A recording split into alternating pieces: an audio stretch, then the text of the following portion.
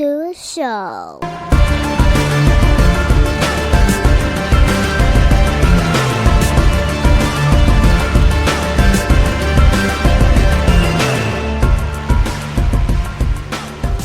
What's up, everybody? Welcome back to another episode of Off the Man's Podcast. So, I had to pause there because, again, I forget what I'm recording half the time. So, for this week on the podcast, we've been doing a lot of guests from my gym over at Crazy 88 and, just trying to keep it, homegrown. And this is actually still kind of homegrown because at least this guest is a local grappler. Training in Annapolis at Team Randori. So, all right, see, I know things. Also, he's got on a sweatshirt, so I know stuff. But I want to welcome to the podcast today. We're just going to stick on the first name. We're going to do it like Janet Jackson, but Janet and then Madonna and Mariah. Folks going by first name only. So we're just going to go here with Finn. So I want to welcome to the show, Finn. And with Finn, we're going to talk about his jiu-jitsu journey. We're going to talk about his transitions and just what's going on with him. So, Finn, welcome to the show. And how you feeling, man? Yeah, thanks for having me. I'm feeling good. Good. And thank you, first off, for reaching out. Mm-hmm. Like, I always tell people, shoot me an email and, blah, blah, and I don't ever get emails, so I don't be checking the email. So when I saw your email, I was like, oh, shit, this might be too late. Like, let me make sure this ain't like 2 years ago. But I saw your email and I was like, okay, I know who you are. I recognize you. I was like, okay, so, you let me know you want to come on and, talk about, just everything that's been going on with you, like just reading from the email, I was like, okay, this is a journey. So by all means, my friend, why don't we start off first off with, what got you into jiu-jitsu? What introduced you to it? And, why'd you start? Yeah, so I think I was definitely introduced to jiu-jitsu a lot earlier than when I started. I started right after COVID, after the lockdowns. So that's when I really got into it and started going consistently and training consistently. Okay. I had a brief introduction to it back in like 2017. And for whatever reason, it just didn't stick. I don't know if it was a maturity thing or just lack of commitment or what it was. Yeah. But my main reasoning for getting into it was, obviously with the lockdowns, everyone was pretty isolated. Yeah. I noticed I actually started working remotely. I got into IT and I just found myself not talking to people. and the only person I would really talk to was my wife, and she encouraged. Dude, you don't got to say it like that. You're like, I wasn't talking to nobody. The only person I was talking to was my wife. Like, yeah, but I mean, right there. she's great. She encouraged me to find something where I started interacting with people again, because while remote work was great, given my disability with eyesight and hearing, the extracurricular activities that I did, I limited myself because I had a huge problem, and I still have a huge problem with asking people for help. Sure. So, basically, without my contacts, I'm legally blind. So, making it to really early morning classes or night classes isn't something that's going to happen without the help of someone else, whether it be my wife or a friend from the gym. Thankfully, my wife has definitely helped me push myself in that area of my life, because that's definitely the weakest point of my existence. And that's it's definitely something I grew up with, because I had cancer when I was 4, and then lost my eyesight shortly after that, and just had to kind of figure out how life was going to work for me. But anyway, to get back to the question why I got into jujitsu, it was really just for the human interaction.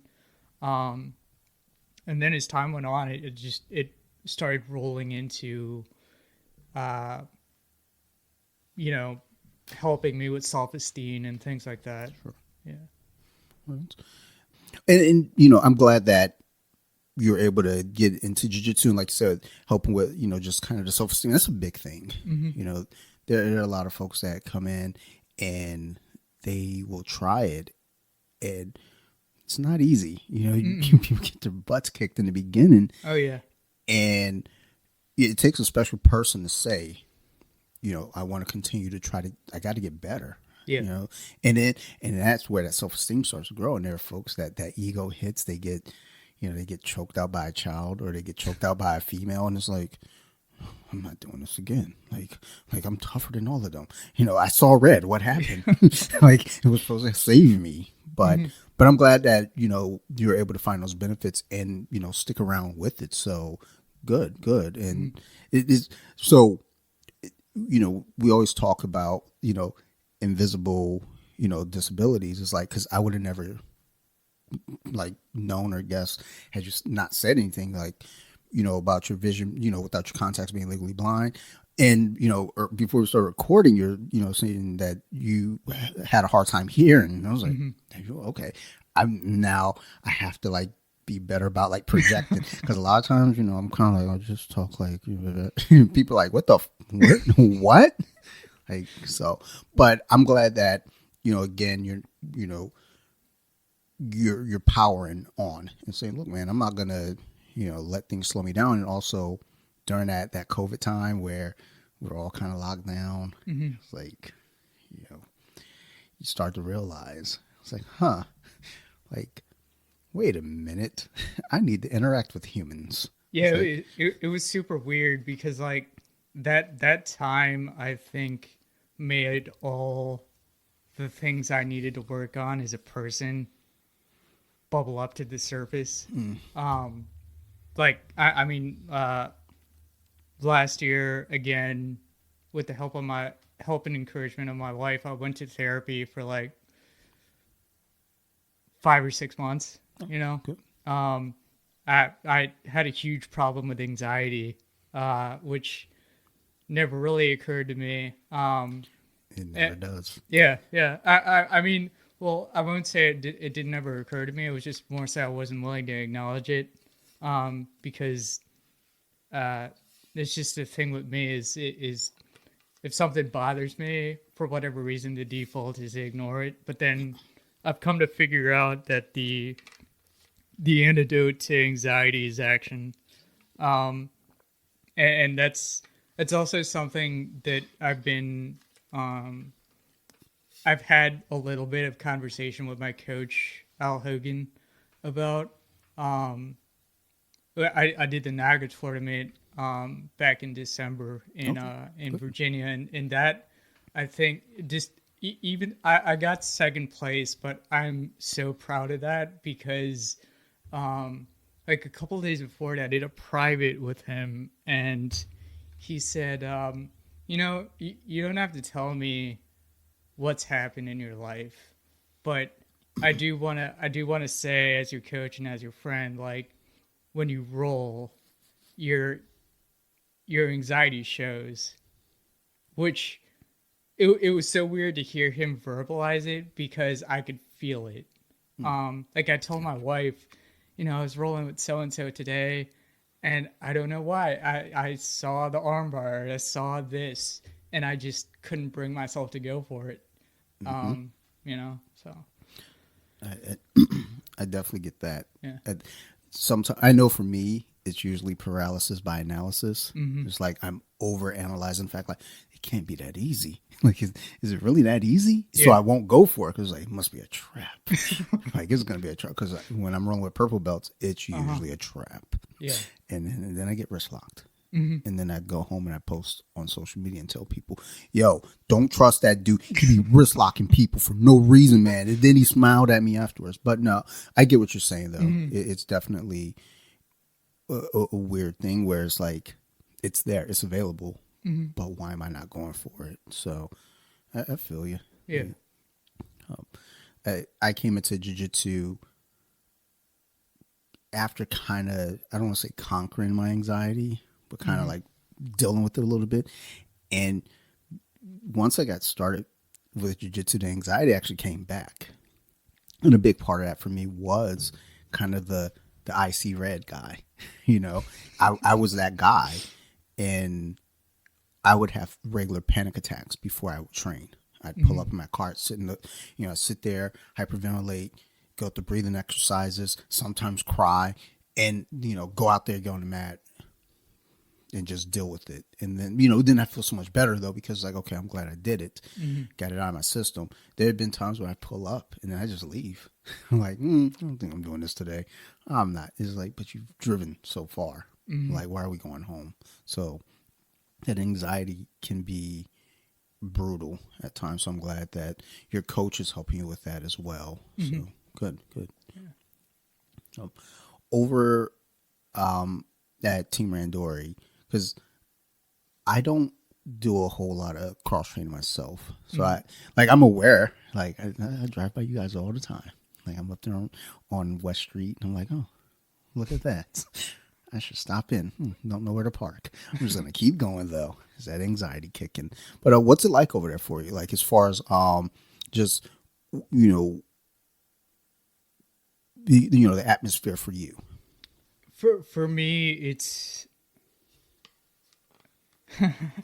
this is like the true me speaking. It's almost uncomfortably welcoming, just because, like I said, I don't like people to help me, and I don't know why.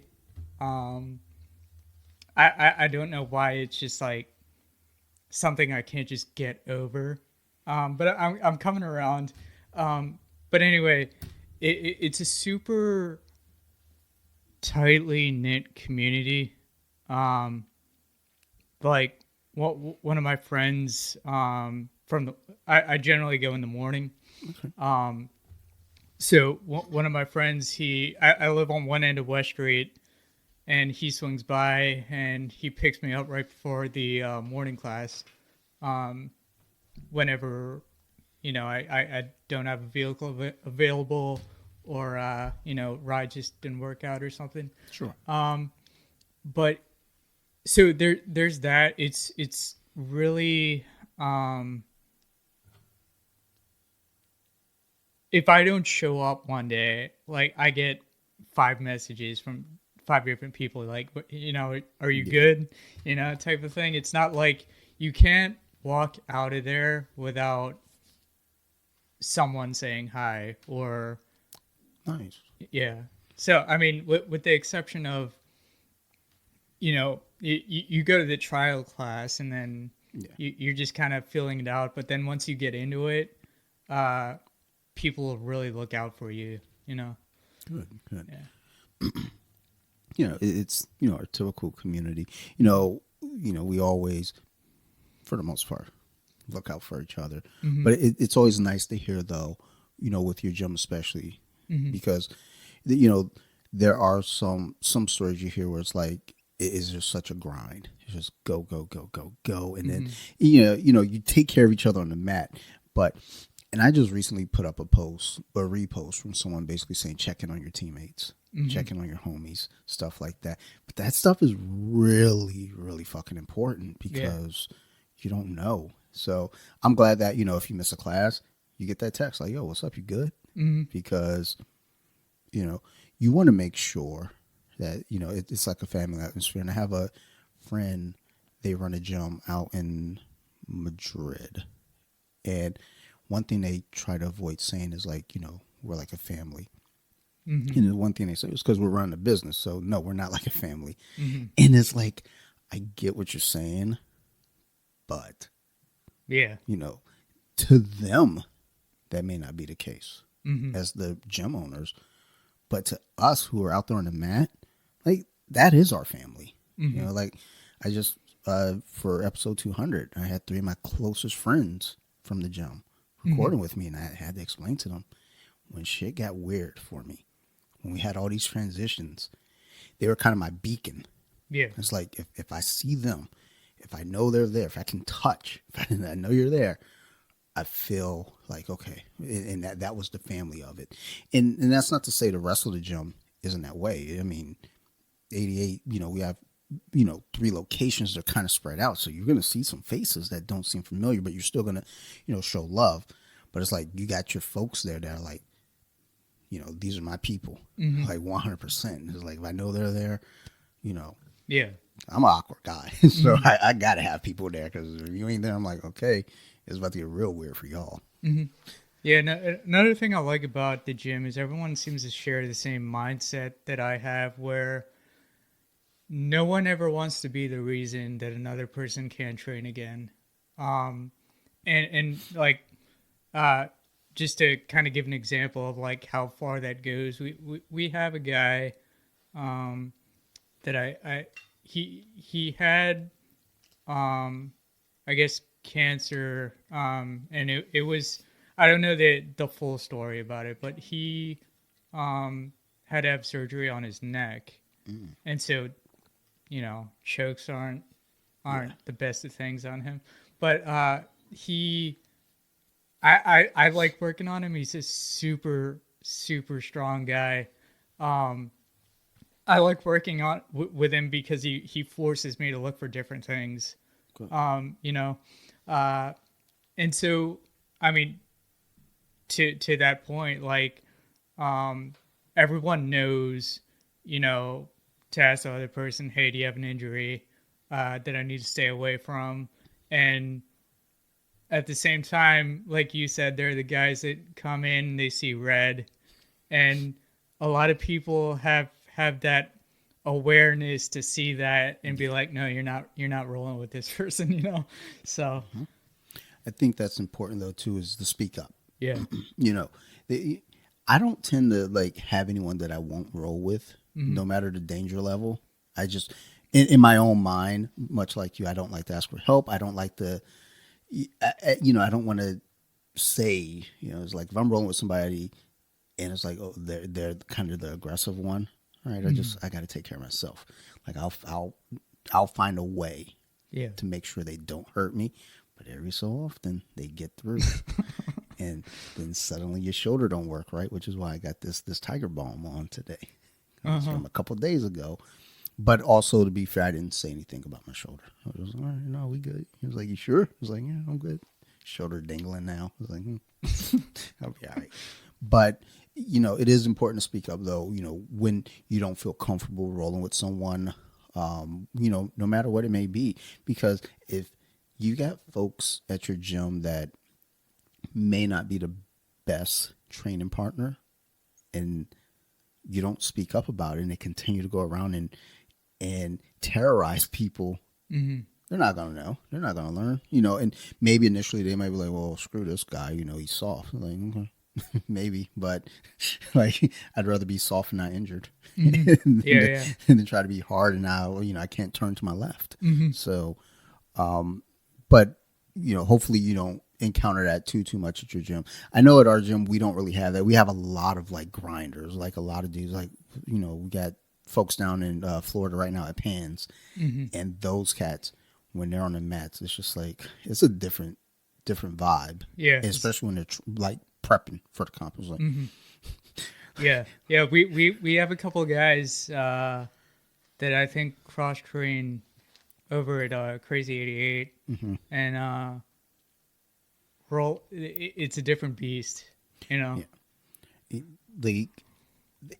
is funny about the idea of cross training because there's so many gyms that they're like, no cross training. I don't know those gyms. I haven't encountered those gyms, but it's like that's weird. You would think you want people to kind of go out and expand on their knowledge, but also too, I don't compete. So the closest I'm probably going to get is to cross train or go to a seminar at another gym, things like that. I might be competing again soon. I don't know. After going to that Naga last weekend, I was like, oof, I feel it. I feel it. And then I started, I went to open mat on Sunday, we were just drilling. Then I went on Thursday to no-gi, get my ass whipped by everybody. I was like, oh my God, this was good. Went today, got monkey stomped. I was like, I love this. So, who knows? Maybe, Dante might get out there and compete again soon. But I don't know that, seeing folks that are like, again, that are super like in the zone, sometimes it is a weird thing. I was like, I don't think I really want to roll with you right now. You're a little too TRT'd out, buddy. Relax. Bring that shit down 3 notches at least. But to their credit though, they're prepping for a competition where they're going to be going against folks that aren't relaxing. So they're just looking at us like fresh meat. They're like, come here, let me drill these wrist locks on you. The fuck? Drilling wrist locks? No. Yeah, like I've been trying to figure out if there's like a switch somewhere, like emotionally, because the reason I say that is like I've done a handful of competitions, but like I never, and I don't know if this is something I need to plan for, but I don't have a competition mindset leading into it, if that makes sense. Like, because every role to me seems like a different puzzle. And then once I get to the competition, it's going to be, all right, I've somewhat figured out all these other puzzles. How does this one work? Because there has to be some sort of similarity. But I don't get that I'm in the zone type mentality until like the day of the competition. This is the first time I tried this. Was at Naga back in December. Was I just put my headphones on and I didn't watch the other matches. I didn't talk to anybody. I pulled a beanie over my eyes and I just laid back. And that was a weird, because it's super it's overwhelming, like, to be at a competition, because you just, like you said, you get the paralysis of analysis. I mean, my one fight that I won, I think this was against the guy I asked you about, because he was from Crazy 88. With that one, I was stuck in a body triangle in a rear naked choke for like 2 minutes and 30 seconds. Like, it's just that for the whole first part of the video, and then like my wife, she told me a couple weeks before the fight, like, hey, you should stop closing your eyes, because every time you do, you come home with like gi burn all over your face. But like, I mean, I started closing my eyes really slowly and people thought I was going to sleep, but I was just so overwhelmed, like, with all the information I was getting. I was like, I need to think for a second, Sure. Yeah, there's a lot going on. And especially, and now you're out there on the mats, and it's not just the stuff that's going on out here. Yeah. But now what's going on in here in your chest and your mind. Like, there's so much going on that you're like, what do I do? Like, so don't get choked. Oh, snap. like, he is choking me right now. Yeah. I mean, when I was trapped in that body lock and the rear naked choke was sunk in, the only words I heard from Coach Al was bridge. And so I did. And then I realized, oh, when I bridge, he can't extend his body to sink in the choke much more. Yep. So I just got to like survive this for how much ever longer it's going to last. And then I'm out, So, yeah, I had a better word for it, but it's so much information input. Yeah. Those body triangles are also a pain in the ass. Yeah. Like, because once you're, you can get out, but it's just such a pain because it's such a shocker at first. Like, I have little stubby legs, so I go for body triangles, and I shouldn't because I don't have the legs for it. But I know once I get it, it's gonna suck for the other person because I have little legs, so I really have to work. I actually had a body triangle on someone today. I think they put themselves there though. I don't know that I really like earned it. Like, we just rolled and ended up there, and I was like, okay, I'm gonna take this. But Then I realized too, like if I do a body triangle, it's usually on like someone like really thin because I know I can get it. But if somebody's got a little bit of weight like myself, and it's like you're about to have a rough time. But so are my ankles because I can't really hold it. But yeah, that body triangle can be a nuisance. And again, with just everything going on around you, it's like what do I address first? Like how do I handle this? And it's just like just survive. Yeah. I mean, or kind of get the foot, kind of get them turned so that way the foot that's where the lock is, that's on the ground, and you kind of put some pressure there. And eventually they're going to be like, I don't want to be here because it hurts. Yeah. But when you get a lanky guy, though, they're like, I'm just going to readjust and make it tighter. Or I think this happened in the UFC with Dan Hooker. He had a body triangle on somebody. They switched sides, so he switched the body triangle. He switched the sides. And it was like, and because he's got lanky legs, it was so fluid. And I was like, geez, Louise, that sucks. Like, I don't know what I would do. Probably cry. Like I mean, it was he had the back of his calf right against my stomach, so like I was breathing out of my chest at that point, and I don't know, like I honestly thought that was one of the worst positions I'd ever been put in, but going forward, it gave me confidence. Like, hey, like no matter what anyone does to you, it's not that bad. like there's a way out. Like you just gotta like bring yourself back down to earth, and there is a way out somewhere. You just gotta find it, and sometimes you won't. That's what tapping's for. So like, well, if you can't find a way out, there is the one way out. Hey, buddy. Tap. Yeah, I mean there's a couple of times where my hands get stuck, both of them. I can't tap, so I just kind of make a sound that's incoherent, So. That actually happened this weekend, last weekend at the Naga up in Baltimore. My teammate had someone, I think he had an Ezekiel, maybe. He had something going on, and the guy couldn't tap, so he was using his foot to tap, but the ref didn't see it. Oh. And we're all just like, go to sleep. Oh, nah. He was fine. Like eventually he did, because I think my teammate was like, "Hey, he's tapping."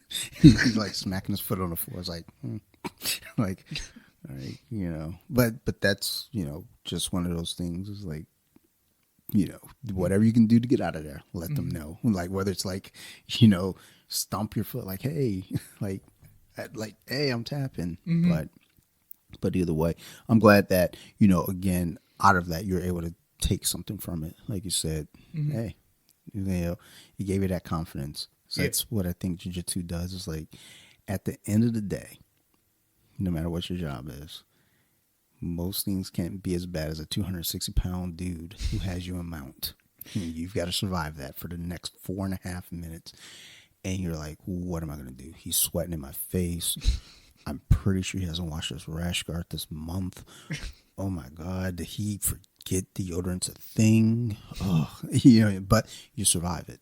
So it's like you go to anything else in the world, you're like, man, I ain't scared of nothing. Maybe wolves, but yeah. I mean, one of the things that Team Rand always opened my eyes to is like, people say that football is a game of inches, but so is jiu-jitsu. very much. A couple inches to the left or to the right with your hips makes all the difference, and that's recently I've been latching on to the idea of letting strong people be strong, and seeing if there's a way to flow through them, For sure. And I've been getting smashed a lot in the past 2 months, but I mean, I'm kind of bent on there has to be, granted, you can weaponize muscularity, but I don't want that to be my default. I want to be good at the techniques, Yeah, I get you. I mean, use their momentum against them. We actually kind of worked on that with an armbar today, where and it's an armbar that you don't really run into too often. But if you got mount and somebody bridges real hard and they throw that arm out to kind of try to extend as they're bridging, if they're a bigger fella, ride that arm, latch that arm. throw the shin to the back of their neck and kind of go, you know, drop your hip to the mat quick. You got that arm, but you like if they're bigger, you can ride that wave. Versus like if they're smaller, it's like, I mean, you're gonna take their arm with you, but you know, there are a lot of times I don't want to hurt this little guy, but you know, when you got someone bigger, someone that's stronger, like use them. You know, if you know they power through something, use that momentum against them. Yeah. Because chances are they don't have enough control to know where to stop. So you just help them keep going. Like, oh, you want to go this way? All right, well, I'm gonna help you. Like, we're gonna keep going. Now I got an arm drag. Now I got your back. Yeah. Dummy. Yeah, like past couple of weeks I've figured out, you were saying like the 260 guy, 200 pound, I can't words. So a 260 pound guy that's sitting on your chest for like 4 minutes. I figured out, I had a guy who was like 180 and I'm only 135 on a good day. But, but like, he was in high mount and I figured out, oh, like 75% of my body is already out from under this, going that way. So I just gotta stick my feet in his armpit and pry myself out. So that's what I've started doing. Because trap and roll, elbow escape, bridging.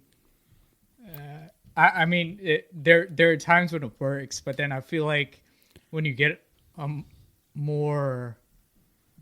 you get someone that's even more trained, they don't know what they're doing necessarily, it's hard to get either of those. That might just be my ignorance, but it seemed to work just to go the way they're already pushing you, you know? So. No, that makes perfect sense. I mean, again, you have to, work smarter, not harder. It's like you said, 75% of my body's out. Like, what are we doing? Yeah. like there's always a way out. That's something I just thought about too, as you mentioned your weight. And like, I feel like jiu-jitsu is kind of that area because, whether we're competing or whether we're training together, I think this is one of those arenas where we're always aware of weight. So when you hear weight, it's like, we'll say, oh my God, like in a normal arena, not connected to jiu-jitsu, just in your everyday, like, oh, weigh about $135. It's like, oh my God, that's so small. But in jiu-jitsu, it's like, nah, you go, son. It's like, you get guys who are like, yeah, I'm like 145, 150. It's like, oh, word. I mean, pretty hefty there, boy. You better settle down on donuts. What are you doing? But it's like, only in jiu-jitsu, though, do you really have these, like, thoughts about weight. It's like, damn, dude, like I'm 205. I don't know. Hey, after training, I was 203. Get rid of some of that water weight, dehydration, son. But it's always interesting to think because, like, when I look at you, like, I don't see 135. I see a threat. I'm like, man, if we grapple, this dude's gonna be scrappy. He's gonna be fucking clinging to me like a spider monkey. I'm like, ugh. Yeah, I gotta be heavy. I mean, like I was telling you with the whole, like, if they have you in mount, just pick up your legs, stick your feet in their armpit, and pry yourself out. I did that to a brown belt in my gym, and I got leg locked for it. But, it's kind of like I said, like, if they don't really, if the person you're facing isn't, if they don't know, they're not going to do it to you, So it's just, in that scenario, I'm always just kind of playing around, So, yeah, I did that to a brown belt, got a leg lock for it. So. But the thing is, too, is like that was a brown belt. Now imagine you did that to a white belt or a blue belt, maybe even a purple belt. I feel like purple belts would leg lock you too, just for even the audacity. They're like, how dare you? I rode with my teammate the other day on Thursday, and there was no gi.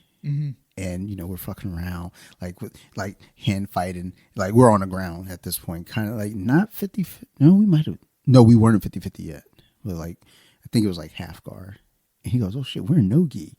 And as soon as he said, I was like, "Oh no!" Like I knew he was going for a leg lock, and then not just a leg lock, it was a straight up heel hook. And I was like, okay. Lesson learned. When I'm rolling with this dude, like any of the blue or white belts probably would not have jumped straight to the heel hook. But that purple belt was like, oh, there's a heel hook right here. Your foot is just dangling. was like, fuck, damn it. I knew I shouldn't have done it. But good for you having the presence of mind, feeling like, hey, this is available.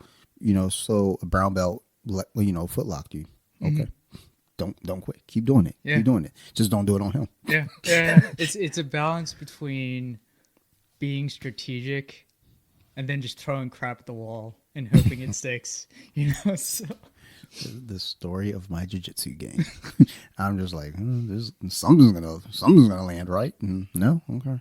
Like, oh, we're in the body triangle. Look, it did land. It was like accidentally, but that's what jiu-jitsu is, especially at the earlier ranks. Is just trying to figure your game out, trying to figure out what works for you, because someone could tell you, play deep half. Maybe that's not gonna work for you. yeah, Like, I don't think deep half's gonna work for you. it doesn't end well. Like, you try to go deep half on me, I'm like, oh, goody gumdrop. Guess what you're about to get? The gumdrops. Like, you're about to have a rough day. But then there's some people that they embrace that, and they're like, oh yeah, go ahead. I'm a waiter, sweep your ass. Or we have some bigger fellas that will go deep half and make it work. But it's like, you got to find the game that works for you, because if you're just out there and you're not really experimenting with techniques, then it's almost kind of like you're just kind of dedicating yourself to, like, yes, you want to take what coach is teaching you, but you still want to kind of expand on it. Like, if you're learning Kimura, it's like, okay, I got this lock. Well, what else can I do with the Kimura? Like, in no gi, that's the ultimate grip. That's all the control in the world, because you don't have sleeves or anything in lapels. So, Yeah. So build off those things. Like, okay, I got the Kimura here. What else can I do with this? Oh, I can get a back take here. Oh, I can transition to an arm bar. Oh, yeah, I can get a sweep. Oh, yeah, by the way, there's just a Kimura. Yeah. Because we do get far away from where we came from. We forget the simple things. Like, oh, shit, there is just a simple Kimura here, too. Like, yeah, you're right. Yeah, like Coach Al, he tries to. I mean, kind of like you were saying earlier, everyone's body is different, and things are going to work different ways for different people. So he tries to create dynamic environments so that, like, even if there's a very little chance that we end up in a position in a competition, for example, where we haven't been in a certain position. One of my competitions, I ended up, I don't know many leg locks. Like, I know them by form. Like, if you just ask me to do it on a non-resisting opponent, sure, I could do it. But I probably only hit a couple of them like once or twice in a live roll. And I shot for single XX, and it threw my opponent off balance, but he didn't know that I didn't know how to do leg locks. So I went off of that. I used the threat of a position to get another position, so. Yeah. I mean, work smarter, not harder. Those are always the best, I think, because, like, they don't know that you don't know. Yeah. But it's like, say that shit with confidence. Like, you walk into a board meeting, it's like, all right, so this is what we're going to do this quarter. We need to make these numbers. Like, meanwhile, inside, you're like, I'm going to fucking make these numbers. We're not making these numbers, but you got to tell them, like, we're making these numbers. They believe you, so they're going to go out there and do it. Same thing with that submission. It's like, hey, I'm going for a leg lock. They're like, does he know the leg lock? I think he knows the leg lock. He's pump faking like he knows the leg lock. Nope, you just got swept, sucker. but good. Yeah. So you competed, you said, back in December at the Naga? Yeah, I competed back in December. Next one's going to be Tap Cancer out in May. Okay, So, cool. yeah. Cool, good to hear. And you also, you said that you'd been running too, I believe?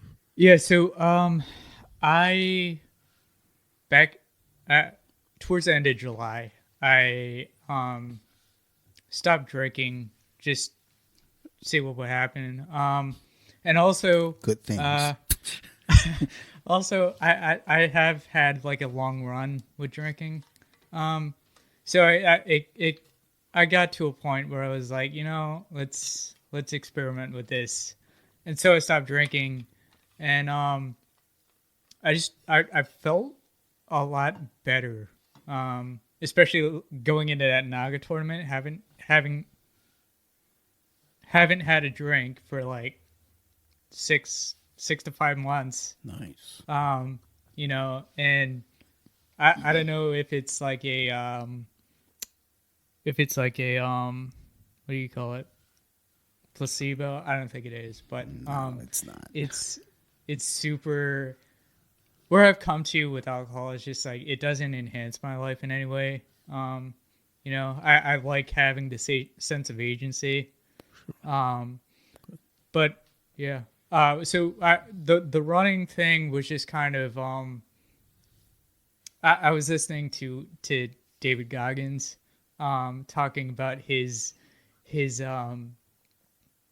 battle with anxiety and things like that, and he brought up this idea of creating an everyday resume for yourself of just complete badassery, where you could look back on it and say, no, I'm not this timid person. I've done this, and this that disproves that, you know, that type of thing. So it's kind of a rule that I think I'm going to keep carrying forward. This is my first year with it, where I was just kind of like, every year I'm going to try and do something hard. And I mean, jujitsu is hard, but like, I want to add something new, Sure. you know, I feel like it helps me progress as a person.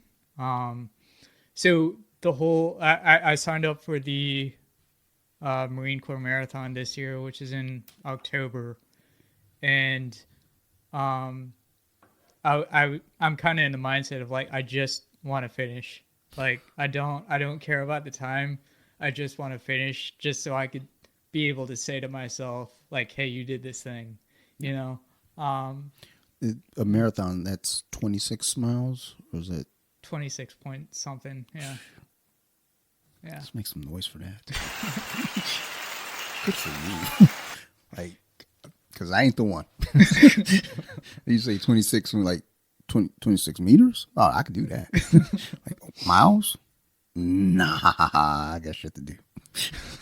But good for you. Good. Yeah. Yeah. I mean, I've been, running is something that I did like just to kind of pass the time, even in like high school. There were a couple of times where I missed the bus and my mom's already in DC, and I'm like, I got to choose between piss my mom off and just run to school. So I'd run like 4 miles to school, and got pretty good at that. But Good recovery. So, you missed the bus. Why? I was trying to get my cardio up. I was running to school. What you talking about? I didn't miss the bus. That was by design. Yeah. I ain't playing with y'all. I don't know why I didn't latch on to something like cross country or something, because like I did a lot of I mean, at the time I was interested in like the Marines and all this other stuff, and I knew I had to make certain times, so I'd be running all the time, working out all the time. But yeah, I think hopefully that past buildup of cardiac ability is gonna help me out. But Yeah. I mean, I was saying to my wife earlier about this. I noticed a few grapplers that I know have moved from jiu-jitsu to running. And again, looking at you, I was like, there's something to this?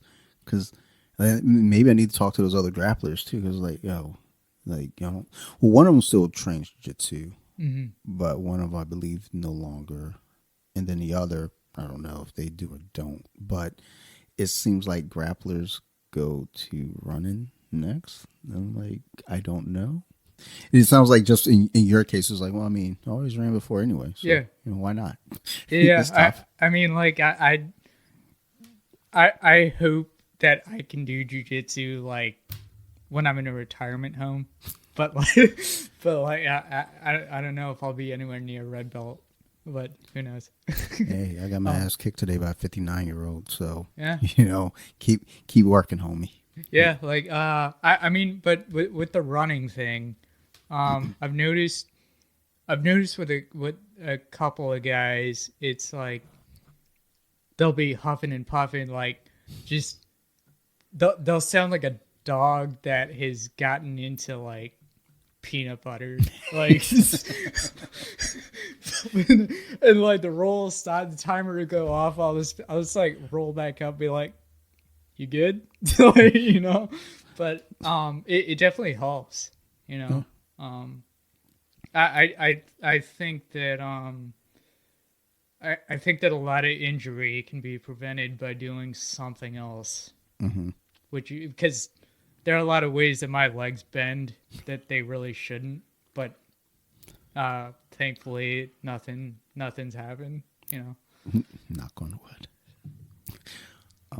Well, it's good though. Yeah. I come down here on the treadmill for right now. Once the weather really gets going, like I was telling my buddy, I like the treadmill just because I know my speed. I know it's like, okay, if I'm running 5, I'm running 5. Meanwhile, if I'm out running the track, maybe we're gonna drop this to 3.5. Like, maybe we're gonna step it up to 4 now, but I'm not going back up to 5. Whereas here, I know I'm forced to do 5, and now I get to watch old '90s movies. Now while I'm on the treadmill, it's like put on like Dracula and just run for 2.5 hours. It's like what are you running from? Gary Oldman's gonna get me. Like, I'm scared. That's what I need to do. Is I need to put the treadmill facing this way and just put like scary shit on the TV and just like do full sprints. Like, what's wrong with this dude? He's unhinged.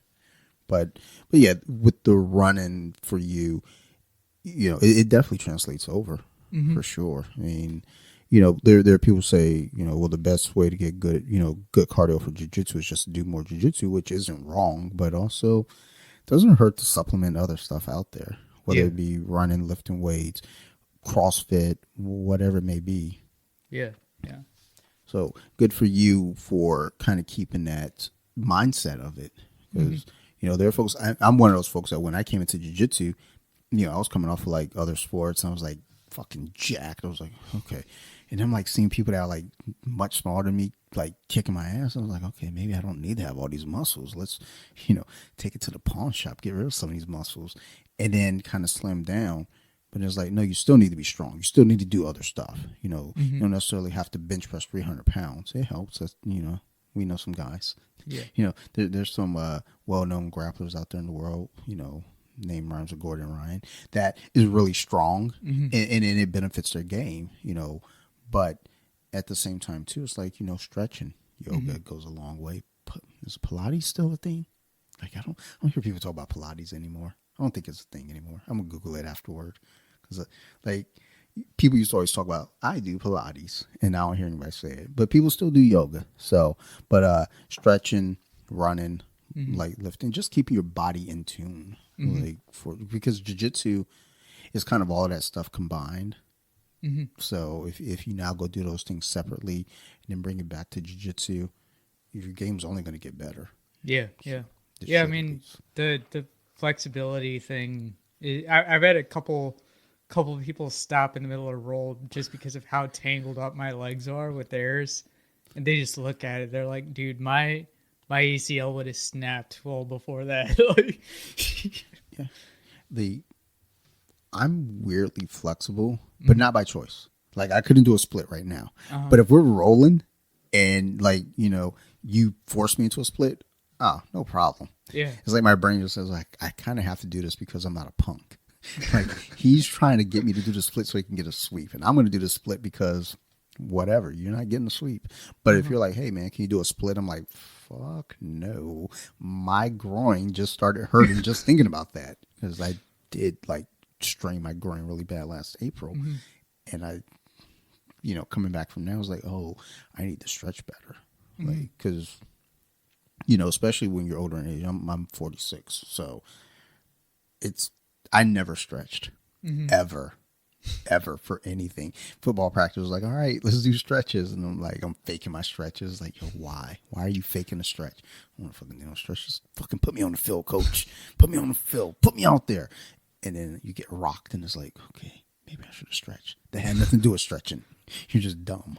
But like my buddy and I, as we were recording last night, he was like, dude, it's so important when you get older to stretch. Mm-hmm. It's like, I mean, again, with you, I don't want to assume your age. I feel like you're much younger than me. I'm 28. The beard is misleading. Much younger than me. Yeah. Not even 30. Keep working on all your other stuff. You're running, you're stretching, any kind of, weightlifting, you got to be heavy. Get some kettlebells, but keep that up and you're going to be a fucking terror, drill, to grapple with, because it's like, oh God, it's like, I'm strong, but like this guy's strong and bendy. Fuck. Like what do I do with him? Oh, he's choking me. Yeah, like the thing that I didn't always stretch with jiu-jitsu, especially when I first started out, because I started out as at a Gracie gym, and at that one you didn't get to roll until you got your combatives belt, which is between white and blue. So you were just kind of drilling armbar or drilling triangle. You're not actually, going against a resisting opponent. So kind of like you said with football, I would half-ass stretching. Like, just pretend. Yeah. And then once I got to Team Randori and things started getting real, I was like, all right, should probably take after Eddie Bravo in 10th Planet and start learning how to stretch for this, Like, I've been trying to figure out a way to like as I stretch, it sounds shitty to say, but I get bored. I was like, oh, this is boring. I need to find a way to like gamify it. Like I put my chest, it's upstairs. I put my chest strap on when I'm doing anything, when I'm like training, tracking, calories burned, my heart rate and everything. I get on the treadmill, same deal. And then it's like when I'm out here stretching, it's like, okay, and we're at 80 beats per minute.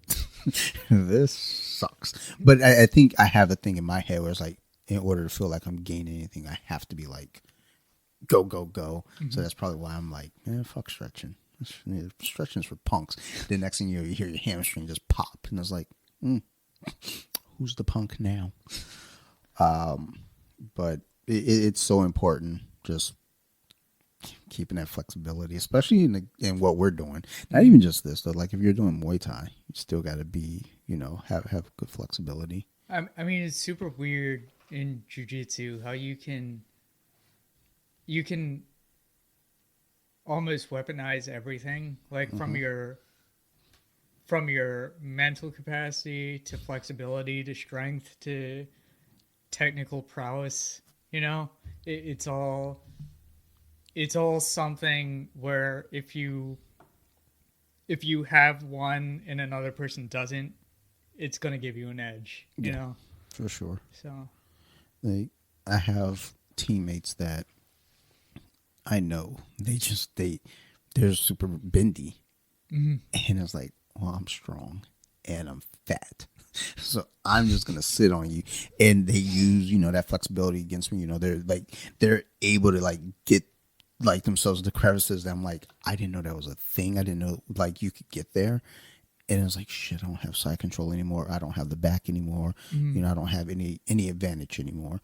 And like you said, weaponizing your attributes in jiu-jitsu is so important too. Mm-hmm. It's like, there's a lot of stuff in jiu-jitsu that's super important. Mm-hmm. But it's like, if you understand, I guess ultimately, like I used to tell the kids, you know what you came here to do.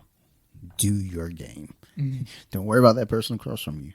Yeah. Just come in here and do what you do. So if you're super flexible, make that game work. If you're super technical, make that game work. It doesn't matter what they can do. Like, you worry about what you can do. I tell that to other people, but I don't do that. Like, shit, that guy's strong. Like, so? Yeah. But what are you? a little scared. I think I just peed a little. That's why I'm wearing a cup, so it's all there. But I'm glad that you're finding these benefits from jiu-jitsu, and again, outside of jiu-jitsu with running and translating that over.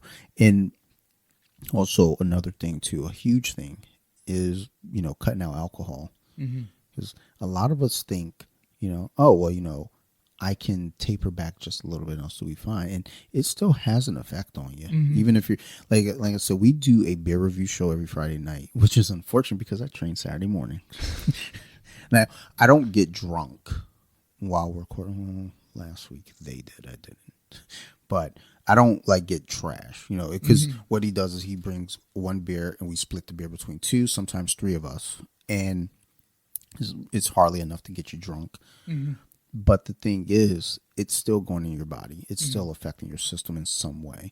And when you take away those things that are negatively affecting you, you can only get better. Like you said, let's see what happens if I do this. Well, only good things will happen, buddy. Trust me. Yeah. And the people who say otherwise, aren't people that should be in your corner. I was like, no, man, why you quit drinking? Like, why do you want me to keep drinking? Like what is your problem? Because my buddy who I record with, I wouldn't say he's an alcoholic. I don't think he needs to drink, but he likes to do activities where, I'm not painting a good picture here. He'll do other sports where it's like, okay, we could take a break and have a beer in between. I was like, could you imagine being at a fucking Naga? It's like, all right, I just had a good match. Bring me a Bud Light. It's like, what? Yeah. It's not a good choice. I'm like, trust me, I don't make good choices. I just want to be fucked up out here on this mat. I got anxiety. I got to get drunk. Alcohol is such a weird drug because it's the only thing where if you don't do it, someone automatically assumes something's wrong with you. Yeah. It's like, you go to a social event. It was like, everybody's, getting drinks. I was like, I have a water. I was like, you okay? Yeah, are you okay? Dude, it's 10:30 in the morning. Why are you drinking a beer? My question is, are you okay? But yeah, alcohol is such a weird one because it's celebrated. Yeah. It's just so ingrained in society. I mean, it's just once you decide that you don't. I would tell people to just try it for a month, not even do what I did and just be like, all right, cold turkey, I'm done. I mean that might be for some people, but for me it was like I'm whenever I choose to do something, I'm all in on it. So, yeah, I once in terms of my performance in jiu-jitsu, I started to notice that a lot of the paces I was having trouble keeping up with all of a sudden wasn't a problem anymore. And, that could be a combination of alcohol and drinking more water, or not drinking alcohol, drinking more water, or just, yeah. It probably all kind of goes together, though. It's not just one singular thing, I would say. It was like, okay, drinking less alcohol, but adding more water. Well, your body needs that water. You don't need that alcohol. But then what also comes from that, too, is you start to physically feel better. So it's like, oh, you know what? Maybe I'll go for a run. I feel better on that run.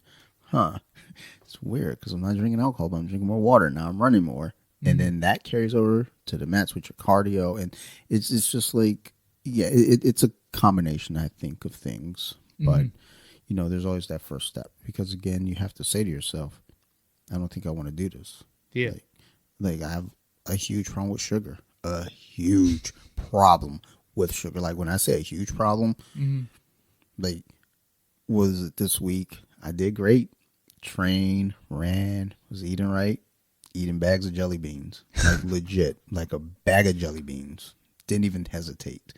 Like, I don't know how many servings are in a bag of jelly beans, but I ate all of the servings.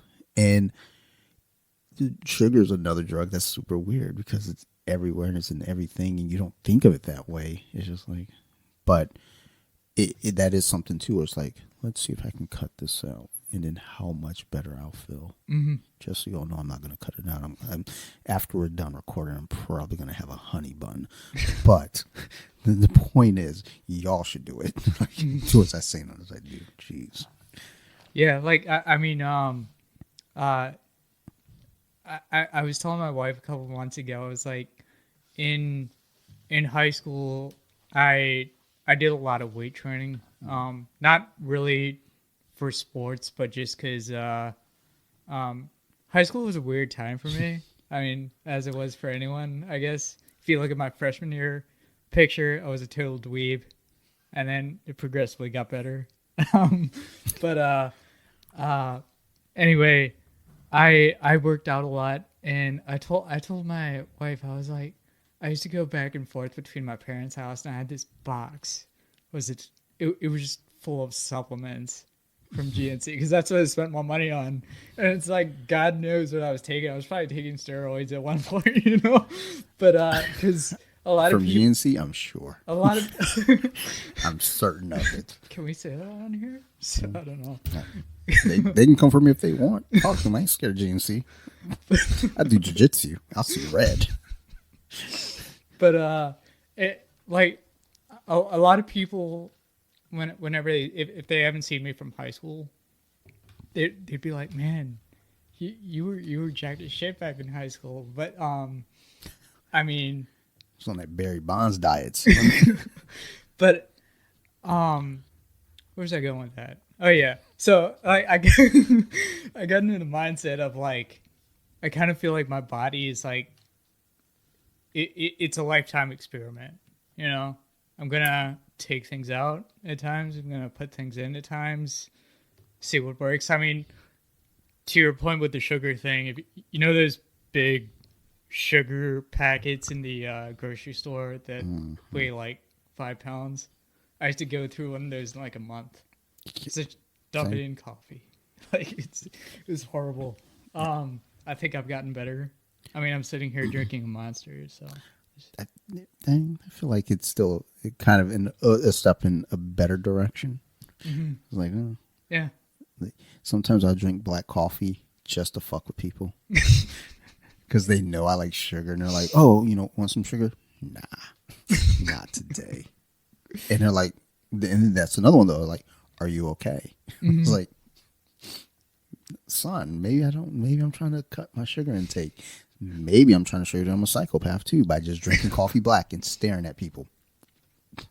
The evolution of my diet is super weird. Because I mean, I could be described as a human garbage disposal at times. It's like I used to take Slim Jim and like put the squirtable cheese on it and eat that. Just, but it's gotten better. That's the good thing. I hope. That sounds like, I mean, I'm bad, but Jesus. like there's a cutoff at some point. It's like, let's see if we can put two horrible things in my body at once. like this like cheese here on the Slim Jim. Like, is Slim Jim even a meat? Like I don't even, well, shit. I feel like they legally can't call it that. I think at Taco, it's one of the fast food places, like they can't call whatever they have meat, and it's like, should I be concerned? Well, no, it's tasty. It's good. It tastes all right. I'm gonna still eat this, but I'm a little concerned. Yeah, like I'm not digging too deep. I think I had a hot dog from Royal Farm once, and I like took a bite and I looked. I was like, oh, that's a nightmare. My buddy was like, it's probably best to never look at the food that you're eating from Royal Farm. And I was like, that's a good fucking call, dude. Because, yeah. Like, and I haven't had a hot dog from them since. It was just, I don't know what I saw, but I was like, that's definitely killing me today. So, yeah. But yeah, like your dietary change is huge. Like, how are you eating now? So now I I mean, I don't go super into it, like tracking macros and all that other stuff. I try to eat. Like, yeah, for I, those folks, fucking chill. Like, relax. like Like, I have too a much. lot of things in my day I need to get done, and that doesn't include tracking macros. So, I don't even know what the fucking macro is. Someone said that shit to me once. I was like, what? And then my other buddy who's fucking jacked, he was like, dude, don't fucking listen to him. Just he was like, look, just don't eat like an asshole. I was like, okay, I can do that. As I ate 2 honey buns. Like, don't tell me like how to live my life. for me, like work, my work schedule is really weird. I work noon to 8, so my eating schedule is super off. So I the main thing I will say, I don't really have a structure to eating, but I do try to eat a lot of protein, just because I've noticed that I feel better, when I do that, and part of that probably has to do with training jujitsu 3, 4, 5 times a week, and then on top of that, lifting and running. I'm not going to do steroids, so the alternative is protein. Well, that's an excellent PSA there. I'm not gonna do steroids. It's almost like you had to like say, I'm not gonna do steroids. I'm not gonna do steroids. I'm not gonna do steroids. But that's good though, because we tend to forget. I don't want to say we forgive it. Sometimes it's just like with a busy day, our schedules, we just aren't really thinking. It's like, I just need to put fuel in my body, and whatever that fuel may be. And like Joe Rogan says, it's like mouth pleasure. It's like, I want a slice of pizza. Yeah. It's all right to have a slice of pizza. But then you have those days where, like last week, we ordered pizza, and I ordered mediums, 2 mediums, and it worked out. Because normally I'll order like 2 extra large, and then we have extra pizza left over. Cutting back. So, yeah, it was like because like the medium slices were like tiny, so I was like, I don't need 3 of these. like I'm not fucking around. Like, let me eat 3 of these, and I went like, I was like, maybe 2 more. I'm gonna have 5 of these joints. But if it was an extra large, I would have essentially eaten a whole pizza like by myself, and I was like, it's like I gotta cut back. And I was like, I'd be bragging about, I'm down 11 pounds. You can't be bragging about being down 11 pounds and eat a pizza.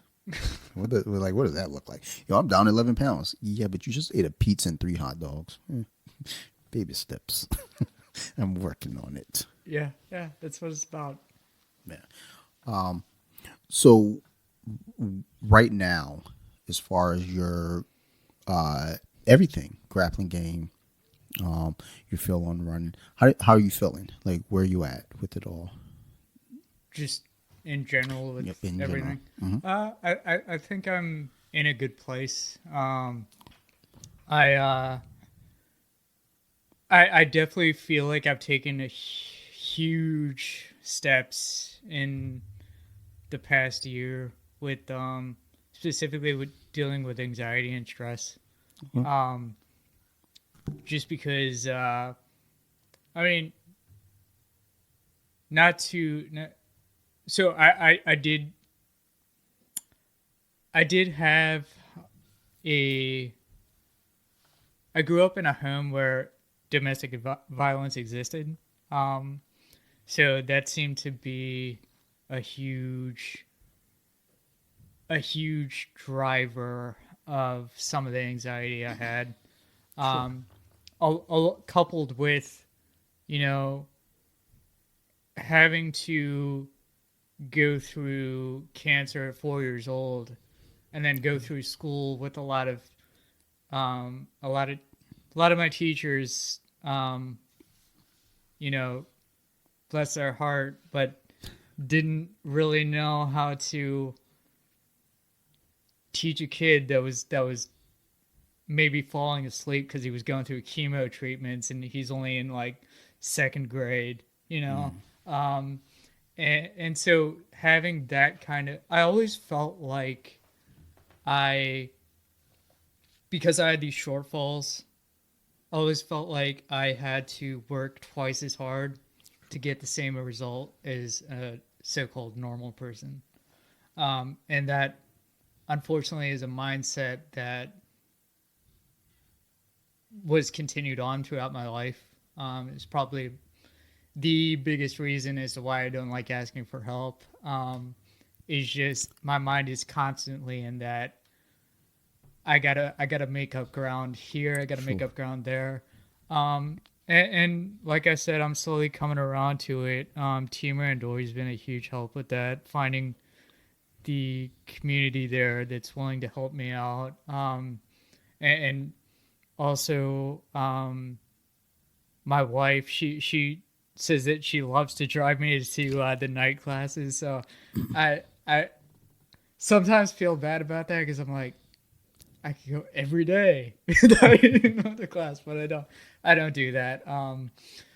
But yeah, I think one of the things that's really helped me out is journaling.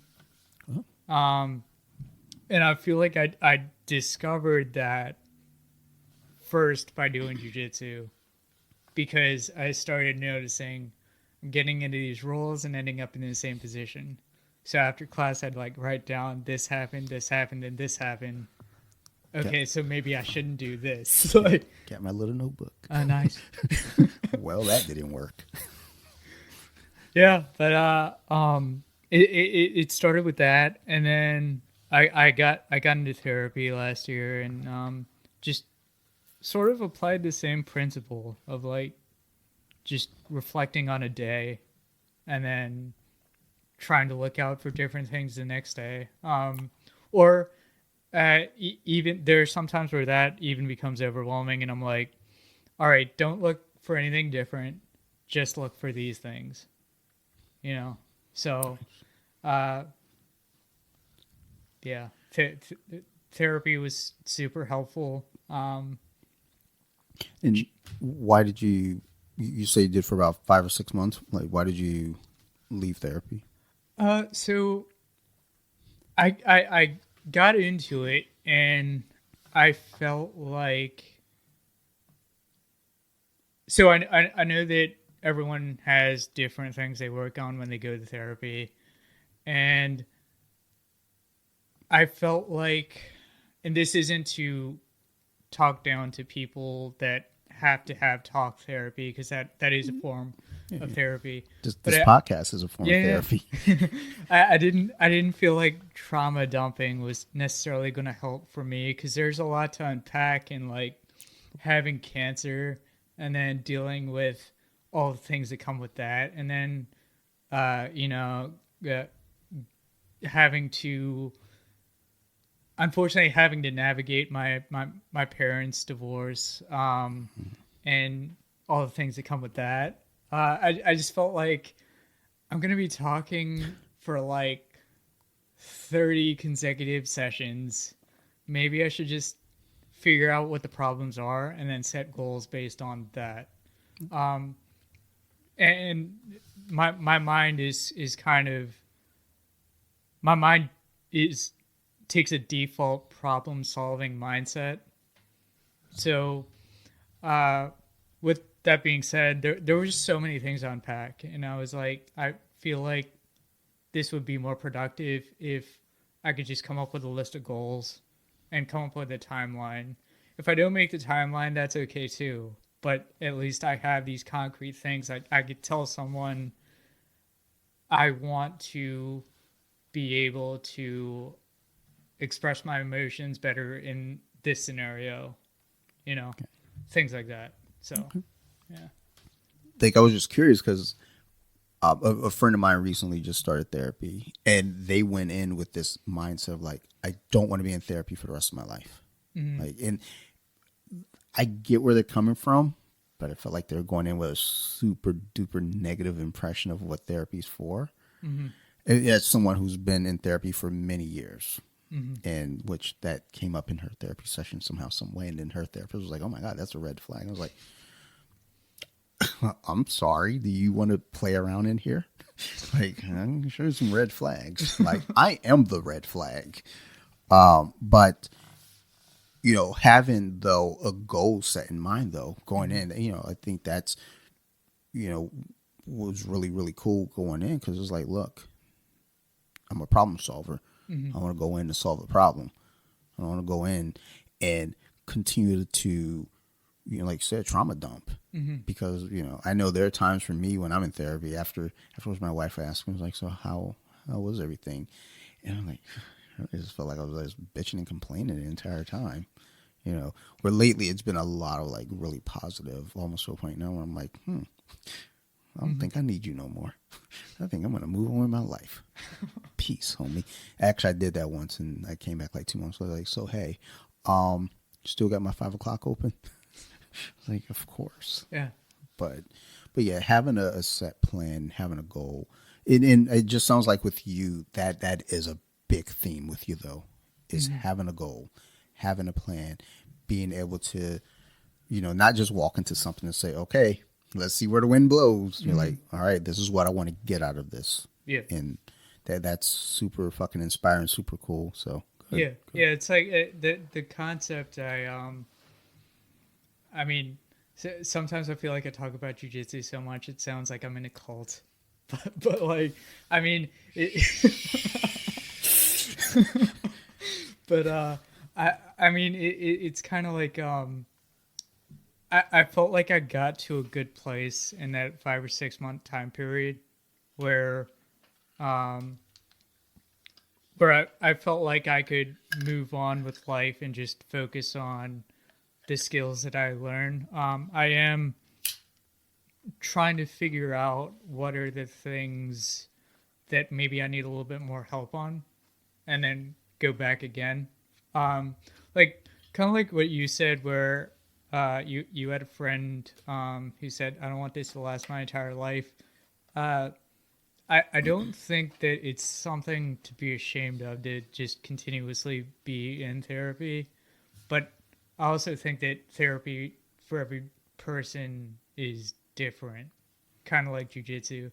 And the way I think about it is like I know of leg locks, but I wouldn't go to my coach and say, hey, I'd like you to give me a private on leg locks. I'd probably word it more like, hey, once I get to single leg X, I need help figuring out how to lock up once I make the sweep, So that's my mindset of how detailed I want to be. Like I want to be able to not generalize the problem, but give specificity to it, Sure. So where you're at, just as a whole, though, it's like you're feeling like you're in a good place, like overall. Yeah, Good. yeah. I feel like I'm in a good place. Good. Definitely trying to. I know it sounds a little cynical to say, but part of me knows that like I can't just rely on past momentum. I have to create more. Oh yeah. So that's where my mind is now. Good. And as we were talking about therapy and even jiu-jitsu, because they kind of go hand in hand. How do you feel about this saying where people are like, jiu-jitsu is my therapy, or anything's my therapy besides going to therapy? I hesitate with that. Not because like I want to immediately be like, no, you need to talk to someone. Like I don't know, for anyone else but me. I mean, kind of like with the whole idea of jujitsu therapy. Before I actually got into therapy, I would go to the gym, I'd roll with someone, and then I'd come back home and tell my wife about some profound thing that happened in my childhood. Sounds like jiu-jitsu calls therapy. Like, what Yeah. the fuck is going on here? And like definitely, I don't know if it's. I definitely think it can be something that is meditative. Given that you're not seeing red all the time, but yeah, I if someone were to tell me that jujitsu therapy to them, honestly think I'd take their word for it. But like if it was someone really close and like I kind of have a window into their life, I because they're my teammate, I'd probably be like, hey man, He's like, no, it's not. Here's a card. You might want to go talk to this person. I saw you rolling the other day, and that was not therapeutic. I don't know. What you did was not okay. You jumped guard and broke their legs. You need to go to therapy. I need to go to therapy after seeing that. Like, I've put up that post in the past on Instagram, and I remember getting attacked for it. I was like, whoa, because jumping guard. no, I would absolutely never do that. I've seen the videos. And I was like, that's horrific. Like, I don't even like to let my feet come off the ground. It was like, The only way they come off the ground is if I sit down. I'm like, okay, like here's my feetsies. But no, I put up the Jiu-Jitsu is my therapy post early on in BJJ Wiki's like history, and I remember getting attacked so bad for it. I was like, but for me at that time, it was therapy. Now, granted, being more educated on it, I was like, you know what? I think, like you said, we're all different. We all do things for different reasons. I do think jiu-jitsu can be therapy for some people, maybe not others. I think weightlifting can be therapy for others. Like, weightlifting never worked for me as therapy. Like, it actually made matters worse. I feel like at times running can be therapy for people. So many different things. I mean, I always joke about this podcast being therapy because, I get to come on here. I have 3 podcasts, so it's like the 2 bigger hobbies, horror movies and jiu-jitsu, really shine through. Like the beer review one is kind of a weird one because we're just like, hey, you want to do a podcast? What do you want to do? I don't know. Let's figure it out. Let's start recording. We'll figure it out. And like we're drinking it. I was like, what would you rate this beer? I don't know. Like maybe 7. All right, cool. Oh, we should review these beers now. So that's like the only podcast I have that's not directly connected to a hobby. Like, but it's like when I think about how we do the things we do in our lives to kind of navigate traumas and just, insecurities and things. There's so much that can be classified as therapy, whereas people are like, no, therapy is therapy. And I was like, no, because there was a long time I was in therapy and that therapy was not therapy. That therapy was not helping me at all. But my current therapist, I think, complements my grappling, though. Because I think I was seeing her before I started jiu-jitsu. Yes, I was. And then it all kind of works together, for me at least. Like I said, like I think I look for therapeutic comfort out of all the things I do, though, whether it be collecting action figures. And I'm sitting here in the basement posing Lady Deathstrike with her fighting Sabretooth. And people are like, what are you doing? I'm finding comfort. But yeah, I always try to find therapy in these different things. And, when the argument comes up of like, this is my therapy, and people say, well, it's not. You need to go talk to a therapist. It's like, maybe.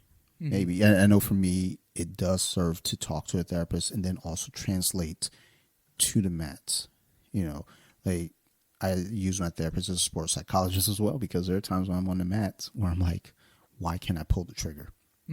Like, why can't I execute the submission? I know the submission, but I'm not going for the submission. Why am I not going for it? And, there are things that come up and it's like, there's the ideal of me. I don't want to disappoint my coach if I miss, if I fail. Yeah. Then I feel like I let my coach down. And that shit cuts deep. And it's like, oh my God. Like, here's another $30. Yeah. Like it's like you see the armbar there and you're like, what if I miss? Yes. What if coach is watching? Oh yeah. Oh my God. And off the corner of my eye too, I was looking to see if he's looking. Like today he was looking. And I was like, this motherfucker. I was like, I guess I got to pass this guard now, because we worked on knee cuts. So I guess I got to use the knee cut. I was about to pressure pass this dude. The coach is looking. Let's go ahead and knee cut. All right, got my side control. Let's go to north-south now. I was like, and then I look up like, kind of give like, are you happy looking? He's looking somewhere else. I was like, this motherfucker. Like, he didn't even care. Like, he was there on Thursday when we were doing King of the Hill. And, I'm kind of fucking around with this one guy's guard. And then I hear him yell out, You got to make that leg heavy. I was like, oh, this is perfect. My coach is here. Yes. Yes. Okay, give me more. And then he turned. I was like, fuck. And then I got swept. I was like, God damn it. But that does go in my head. It's like, I feel like I'm letting them down if I don't execute the thing. Mm-hmm. Because in my brain, it's all or nothing. And though I tell the rest of the world, I tell everyone I know, there's gray area. Mm-hmm. There's no black and white in the world. Mm-hmm. There's gray area. And most of us kind of hover in that gray. But in my mind, when it comes to jiu-jitsu, it's right or wrong. There's no like, okay, well, you went for the arm bar, you missed it, so you turned it into something else. No, I want that arm bar. I need that arm bar. I can't take that arm bar and turn it into a Kimura. I can't take the arm bar and turn it to a triangle. I can't take the arm bar and make it anything but an arm bar. Mm-hmm. And then that's where the trauma comes in. And then that's where I'm like, oh, shit, I got to go talk to my therapist. Like, I mean, I remember, one of the matches I did in December, I was actually, like, as serious as I might have seemed to some people, I was actually playing around, because like we walked into the middle of the mat, and waiting for the ref to say go, and I'm like sitting there, I don't know how much of Naruto you've seen, but I just sat there like Itachi before he like slaughters his clan. Oh, they didn't get it. Oh my God, it sucks when like there's significance. And it's like, you don't get it. It's like, does anyone in this arena get? Okay, you guys don't get it. You figure more people have gotten it. You figure the ref would get it. Just let it be. Let them have this moment. Yeah, but another thing that's helped me with the anxiety thing that it took me a while to realize it is, I got rid of my social media, and that's like, huge. Like I don't have a business. I'm not making money off of it. So I wasn't really losing anything, but then I started noticing I was doing more things for myself. Mm-hmm. I mean, that's I would not call that therapy though. Like, I hesitate to call that therapy, getting rid of social media. So I feel like that will get rid of some of your problems, but not all of them. It's a huge one though. Yeah. But it's definitely a tactic, I guess you could call it. It's one of the building blocks to getting better, I think, is getting rid of social media. Mm-hmm. For sure. Just because you're not looking at this guy's rubber guard and trying to emulate that. Like, how's he doing it? And then you're having nightmares about it. Like you wake up in a cold sweat. Like, honey, what's wrong? Fucking rubber guard. Like, I can't figure it out. Like, how's his knees been that way? Like, they went the opposite direction. Yeah. Like, I agree with the social media thing, and I don't go to my personal social media a whole lot. When I do, it's usually to post a silly meme to let people know, hey, I'm still alive. Just in case you guys thought I died, I didn't. Trust me. I'm just here to let you know. Here's a fucked up meme. It's silly, and then I'm out. I'll be back in 2 weeks. But there is a thing though where we use social media. So there are the folks that use social media to they always post their triumphs. Mm-hmm. They always post victories.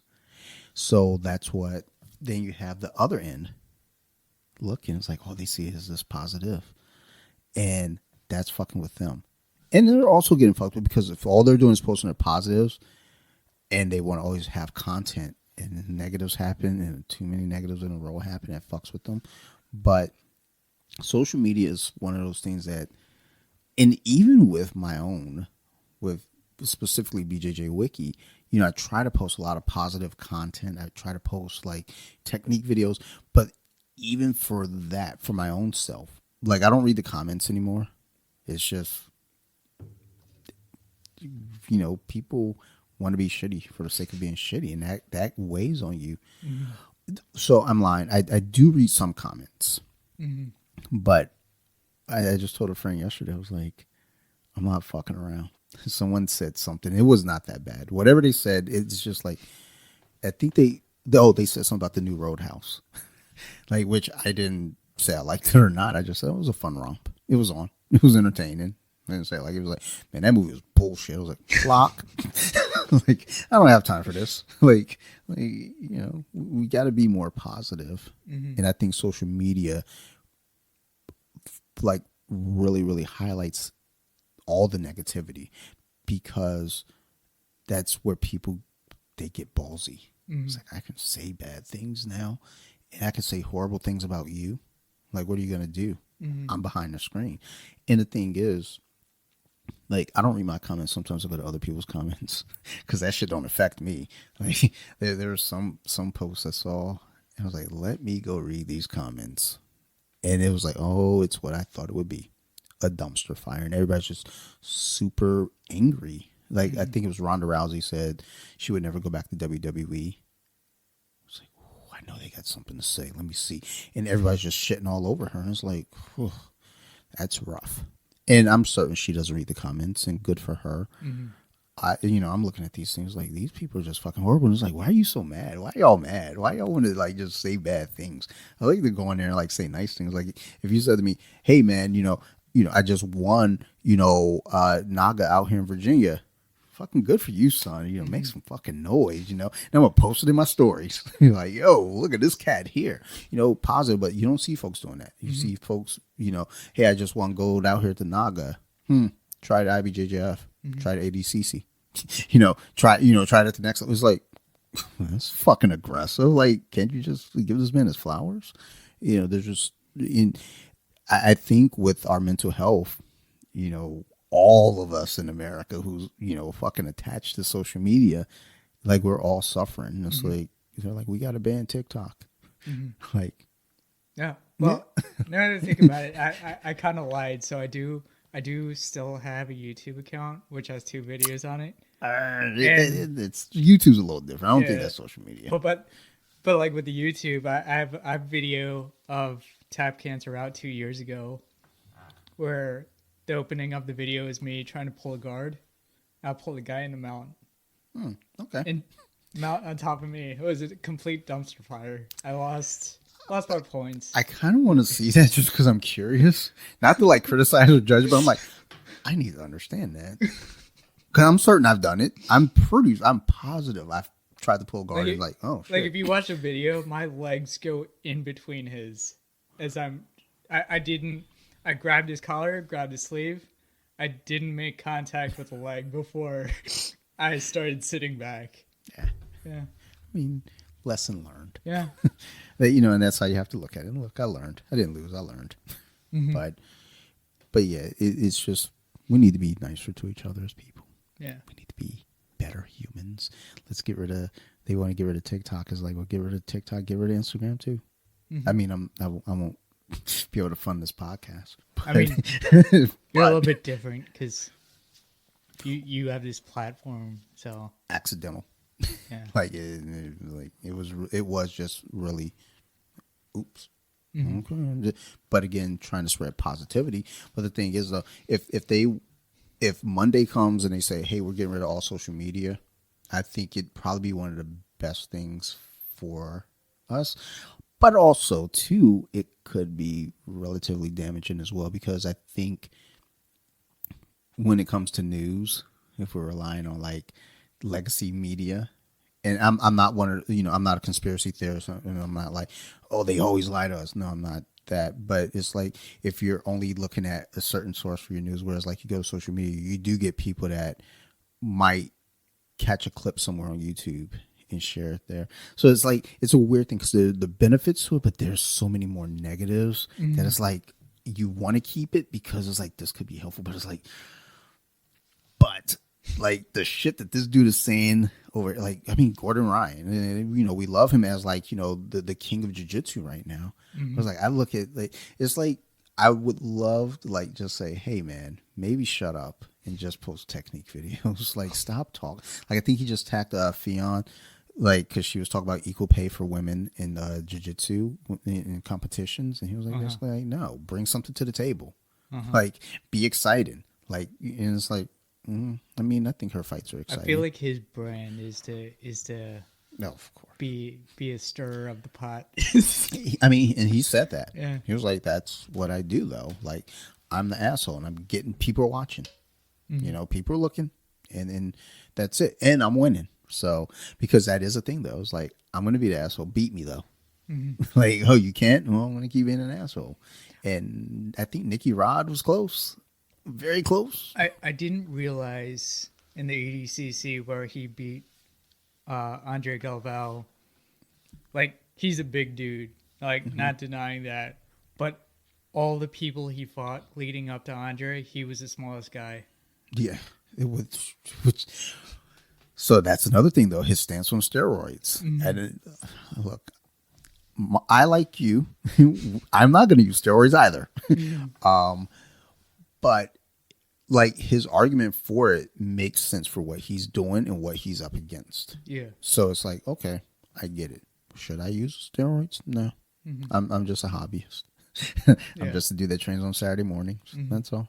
So do I need steroids? Absolutely not. Yeah. But for what he's doing, absolutely. As a matter of fact, like look again. I don't need them. I don't think you need them. But I'm all for like top athletes. Just take all the steroids. Take them all. Because I'm here for entertainment. Like maybe not like MMA because like you can kill somebody. But Yeah. like baseball, give them all of the steroids. I want to see 100 home run season. So give them as many steroids as it takes to get us 100 home run season. Once we get it, all right, we're good. Stop using steroids. It's bad for you. So the only reason I'm like about that is my coach, he's got me on this kind of training plan where like we do local tournaments. We did local tournaments last year. We're doing local tournaments this year, and then we're gonna try IBJJF next year. And I think IBJJF took their drug testing out. So now you can use if you want to. So there are people. So I think they had like a weird testing system anywhere because there are a lot of people still using, and they caught like 5 people, but it was kind of like a selective like. Let's test him. He doesn't pass the smell test. Let's get those guys. And it's like, whoa, what about those guys? Well, they've always been big. Yeah. What about those guys? But yeah, I thought that something came up. I thought that they were still selectively testing. I thought because someone just got suspended. I could be thinking about something else, but I'm not sure. I mean, yeah, like out there, like I think ADCC, there's no testing. The steroid Olympics, we will call it. They're just like, take it all. And I was like, yikes. They got steroids popping out their eyes. Like, chill, son. Muscles on their teeth. But it, like, I joke about steroids because, like, again, it's not some shit that I'm going to do. And I was like, look, baseball, do it all. MMA, no. Because you can kill a man. Even jiu-jitsu, no. Because if you're juiced up and you're going for a Kimura, like you're not going to go for a soft Kimura and give me time to think about it. No, you're going to crank that Kimura and probably take my shoulder home with you. And guess what? I need my shoulder because it's mine. I was born with it. But it's like a really weird thing because I used to be super anti-steroids because my thought was always, if we put steroids in sports, you got to think about kids because they're going to be coming up and they're like, well, if I want to get to the top level, I have to do this. So when does that start for them though? Yeah. Because I had a buddy, he was using steroids in high school. Well, let me rephrase that. I know he was using steroids. We assumed a lot of other cats were using steroids, especially like when a fight broke out in the lunchroom. We're like, and someone was like, oh, that's that roid rage. They're like, that's when we're like, maybe. Like, maybe that guy is. Because there's no reason for that. I mean, it's like I feel like the alternative would be because it's a different kind of athlete when you have someone that wrestled from like age 6 to 18 and then they get into jujitsu, that those people don't need steroids. Yeah, they are the steroid. it's like you see, oh my god, yo. Like you see a wrestler just show up and it's like, like I rode with a purple belt the other day. He was a wrestler, and like I'm just standing there with him. I was like, We locked. I was like, you used to wrestle, didn't you? He was like, yeah, but that was a long time ago. Only high school. I was like, okay. Doesn't make a difference. Like you still did. You still know things. You're gonna. And then I tried to like double leg him. It was fucking such a dumb decision in my life. I tried a single leg. Half guard lockdown is my best friend with those guys. Yeah. They don't know what to do. They're like, I'm gonna press you. I was like, okay, I'm just gonna lock down and like extend you. Get the fuck away from me. Like, who are you? Oh, kryptonite. Like, foiled again. But yeah, it's like thinking about like the kids, that because that used to always be my stance. It was like, absolutely not, because kids are gonna start using them earlier and earlier. Mm-hmm. And now like the kid athlete is so like, steroids or not, they're so fucking, you got the like exercise is different. Mm-hmm. You know, like Cade Rotolo, he's only like 19. Yeah, and he's the ADCC champ, doesn't do steroids. Yeah, I mean Mikey Musumeci, you know, another one, doesn't use steroids, and you know, but that's the, you know, the counter argument is like, we have great guys out there that are training that aren't huge, that aren't using, so. But it is a lot of fun to see Gordon Ryan juiced up, saying dumb shit on social media at times. It was like, oh God, this guy's a fucking nightmare. And he seems to, you know, but he's also been, you know, sick a whole lot, you know, on and off. It was like, come on, dude, like, chill. It's like, though I say put them all on steroids, at the same time, I was like, but, you know, you got to, you know, there is a line. Because, you know, again, we look at, you know, Rotolo, we look at Musumeci, and it's like, you know, these guys are doing it right. I want to say Mason Fowler is probably like clean. I think he was supposed to go against Gordon Ryan, but something happened back in November or October, I believe. I think Gordon ended up having to pull out, unfortunately, because that's a match I want to see. That, let's see. But either way it goes, kids, don't do drugs, don't use steroids, please. Unless you're playing baseball, take all of them steroids. I want to see 100 home runs. You know, if y'all can give me 100 home runs, I'm gonna get y'all off the mats in a BJJ Wiki T-shirt. Promise you.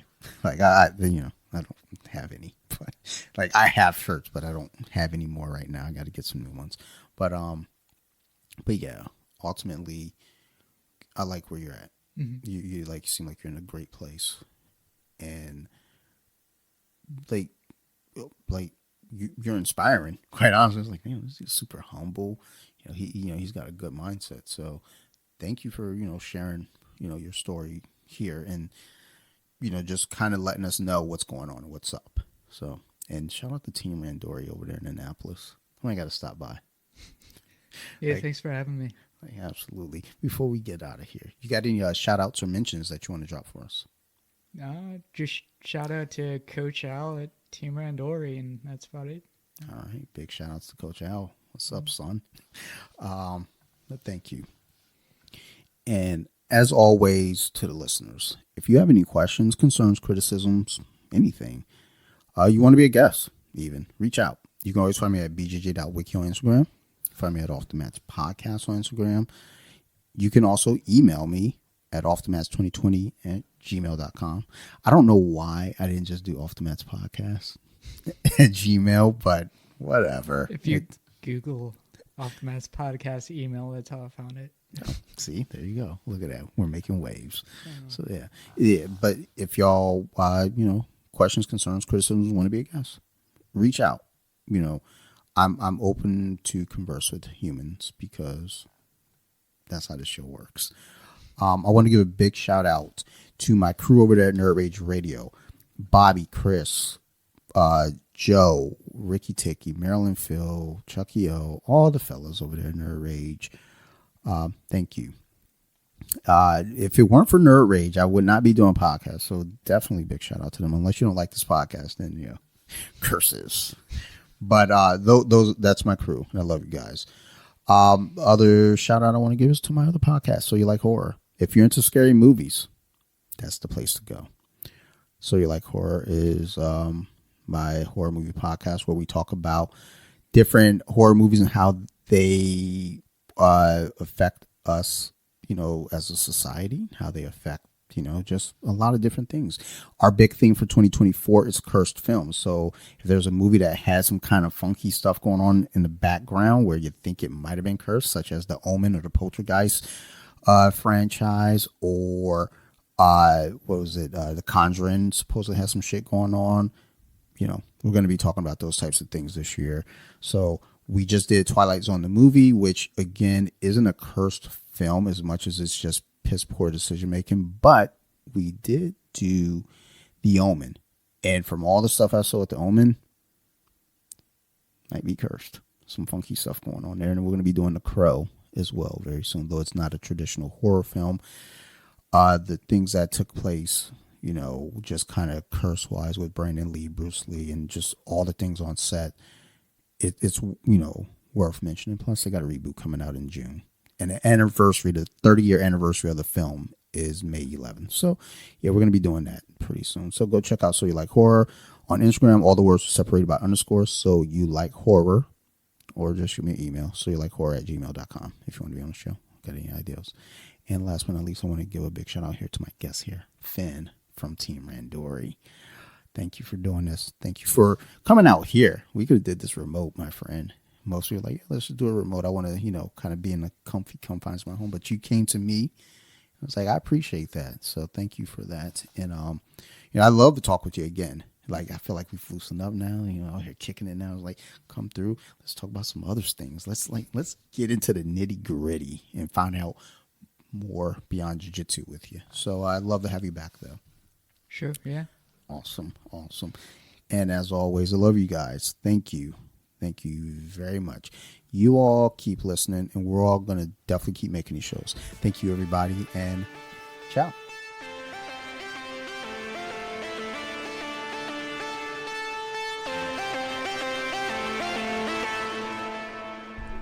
They were with it. Now let me sing a song.